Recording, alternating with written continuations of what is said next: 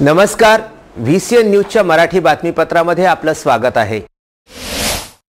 अमरावती येथे देसाई लेआउट मधील सप्तशृंगी नवदुर्गा उत्सव मंडळाच्या वतीने काश्मीरमध्ये दहशतवादी हल्ल्यात शहीद झालेल्या सैनिकांनी भावपूर्ण श्रद्धांजली अर्पण करण्यात आली। देसाई लेआउट मधील सप्तशृंगी मातेच्या मंदिरासमोर भव्य मैदानात या कार्यक्रमाचे आयोजन करण्यात आले होते। देशासाठी शहीद झालेल्या सैनिकांना श्रद्धांजली अर्पण करताना मंडळाच्या महिलांनी मेणबत्त्या प्रज्वलित करून आदरांजली वाहिली व या हल्ल्यात जखमी झालेल्या सैनिकांकरिता प्रार्थना केली। भ्याड हल्ला करणाऱ्या दहशतवाद्यांना धडा शिकवलाच पाहिजे। राजकारण न करता राष्ट्रीय एकात्मतेचा परिचय देशाला व जगाला दाखवून देऊन व दहशतवादाविरोधात लढा उभारून असे प्रतिपादन भारती शर्मा यांनी व्यक्त केले। लेआउट की तरफ से सप्तशृंगी महिला मंडल की तरफ से सब लोग एकत्रित हुए हैं इसलिए कि आज कश्मीर में जो आतंकवादियों ने कुछ हमारे शहीदों पे हल्ला बोल दिया और उसमें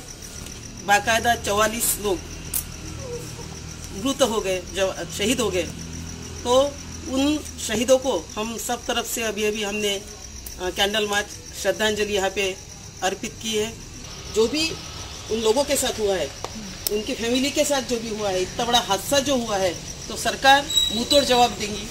उपस्थित मंडळाच्या महिला सदस्यांनी 1 मिनिट स्तब्ध उभे राहून आदरांजली अर्पण केली। जनसंपर्क अधिकारी दीपिका दमानी, नगरसेविका ललिताताई हर्षे, नगरसेविका स्वातीताई कुलकर्णी इत्यादी महिलांनी आपले मनोगत व्यक्त केले। आपल्यासाठी दिवस रात्र अहोरात्र झटतात अशा जवानांना या ठिकाणी श्रद्धांजली देण्यात येते। काश्मीरमधील पुलवामा या गावी आतंकवाद्यांची